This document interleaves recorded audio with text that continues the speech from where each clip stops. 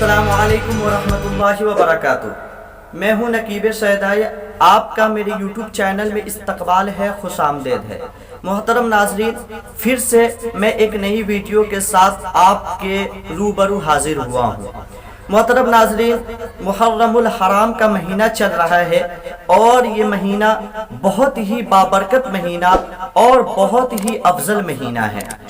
मोहतरम नाजरीन, इस महीने में एक दिन ऐसा आता है जिसको आशूरा का दिन कहा जाता है।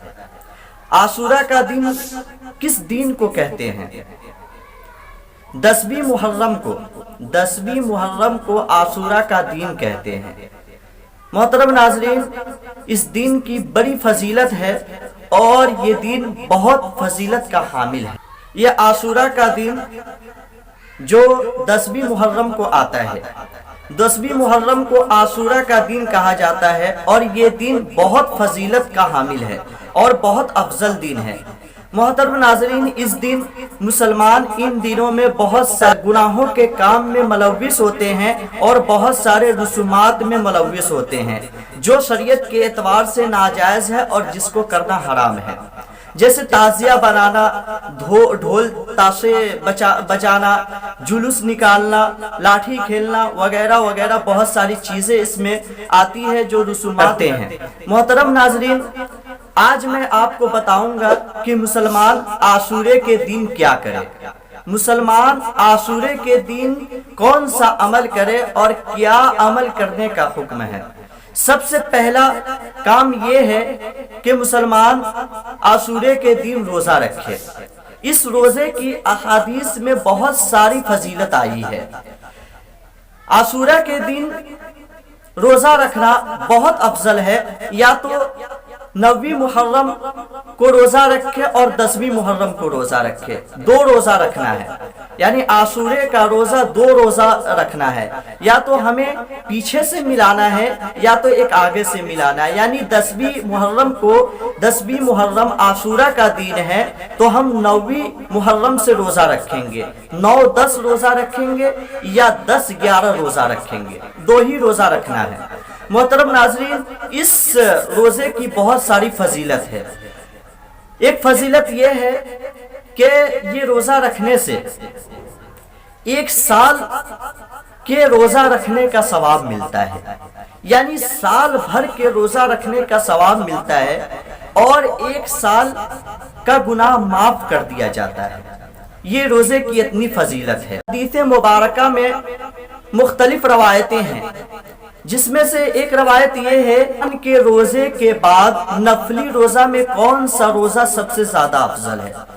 मोहतरम नाजरीन, इसी दिन रोजा रखना सबसे अफजल है। एक रवायत है जिसके रावी हजरत अब्दुल्ला बिन अब्बास रजी अल्लाह ताला अन्हु हैं। वो फरमाते हैं कि जनाब मुहम्मदुर रसूलुल्लाह सल्लल्लाहु अलैहि वसल्लम इस आशूरे के दिन, इन दिनों में खुद भी रोजा रखा करते थे और अपने उम्मत को भी हुक्म देते थे रोजा रखने का। इससे साबित होता है कि जब आप सल्लल्लाहु अलैहि वसल्लम खुद रोजा रखते थे और अपने सहाबा इकराम को और अपनी उम्मत को रोजा रखने का हुक्म देते थे, तो इससे आप अंदाजा लगा सकते हैं कि ये रोजा कितना अफजल और अफजल तरीन है और कितना फजीलत का हामिल है। नफल नमाज इन दिनों में, यानी आशूरे के दिनों में कसरत से नफल नमाज पढ़े। इस नमाज को पढ़ने का तरीका यह है कि आप हर रकात में अल्हम्दु शरीफ के बाद 10 बार कुल हुवल्लाहु अहद पढ़े। सलाम फेरने के बाद 1 बार आयतुल कुर्सी पढ़े और 9 बार दरूद इब्राहिम पढ़े। ये दूसरा अमल है जो मुसलमान आशूरे के दिन इसको करे। और आप इन दिनों में, यानी आशूरे के दिन में आप सदका खैरात करें और शुहदाए करबला के अरवाह को इसाले सवाब करें, शुहदाए करबला के अहवाल से वाकफियत हासिल करें कि आप आशूरे के दिन दीनी महाफिल मुनाकिद करें और मुस्तनद रवायात किसी आलिम से पढ़वा कर सुने। और क्योंकि ये अल्लाह के दरबार में बहुत मकबूल बंदे हैं। 5वीं चीज ये है कि आप आशूरे के दिन तमाम मुसलमान दुआए आशूरा जरूर पढ़े।